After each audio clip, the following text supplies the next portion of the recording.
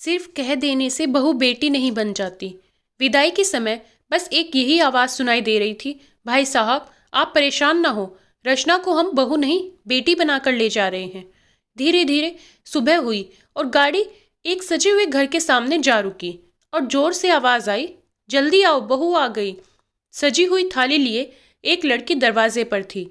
ये दीदी थी जो स्वागत के लिए दरवाजे पर थी और पूजा के बाद सबने एक साथ कहा, बहू को कमरे में ले जाओ। रचना को समझ नहीं आया, कुछ घंटों पहले तक तो मैं बेटी थी, फिर अब कोई बेटी क्यों नहीं बोल रहा। बहू के घर से फ़ोन है, बात करा दो। फ़ोन पर माँ थी। कैसी हो बेटा? रचना, ठीक हूँ माँ। पापा कैसे हैं? दीदी कैसी हैं? अभी तक रो रही हैं क्या? माँ, सब ठीक है, तुम्हारा मन लगा? रचना, हाँ माँ लग गया। माँ से कैसे कहती, बिल्कुल मन नहीं लग रहा, घर की बहुत याद आ रही है। फ़ोन रखते हुए माँ ने कहा, बेटा देखो बहुत अच्छे लोग हैं, बहू नहीं बेटी बनाकर रखेंगे, बस तुम कोई गलती मत करना। रचना और उसकी नंद रश्मि दोनों का जन्मदिन एक ही महीने में आता था। रचना बहुत खुश थी, साथ साथ जन्मदिन मना लेंगे और पहली बार ससुराल में जन्मदिन मनाऊंगी। सुबह होते ही घर से सबका फ़ोन आया। मन बहुत खुश था और पति की मुबारकबाद देने से दिन और अच्छा हो गया था। खैर, शाम होते होते सब लोग एक साथ हुए और बस केक कट कर दिया गया और सासू माँ ने एक 50 का नोट दे दिया। सासू माँ का दिया ये नोट रचना को बहुत अच्छा लगा। जन्मदिन न बना पाने का थोड़ा दुख हुआ, पर फिर लगा शायद ससुराल में ऐसे ही जन्मदिन मनता होगा। अगले हफ्ते रश्मि दीदी का जन्मदिन आया। सुबह से ही सबके फ़ोन आने शुरू हो गए।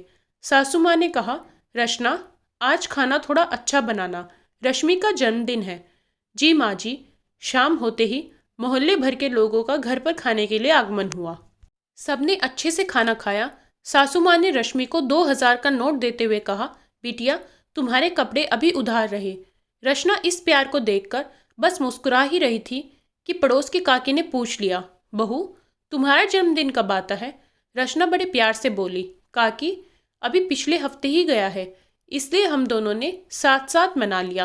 क्यों रश्मि दीदी, सही कहा ना? रश्मि उसकी तरफ देखकर सिर्फ मुस्कुरा दी। रसोई में खाना बनाते हुए रचना को एक बात आज ही समझ आई, बेटी बनाकर रखेंगे कह देने भर से बहू बेटी नहीं बन जाती। और माँ की बात याद आ गई, बस बेटा तुम कोई गलती मत करना। और आँख में न जाने कब आंसू आ गए पता ही नहीं चला। आशा करती हूँ ये छोटी सी कहानी आपको ज़रूर पसंद आई होगी। कहानी पसंद आए तो वीडियो को लाइक, शेयर और चैनल को सब्सक्राइब ज़रूर कीजिएगा। धन्यवाद।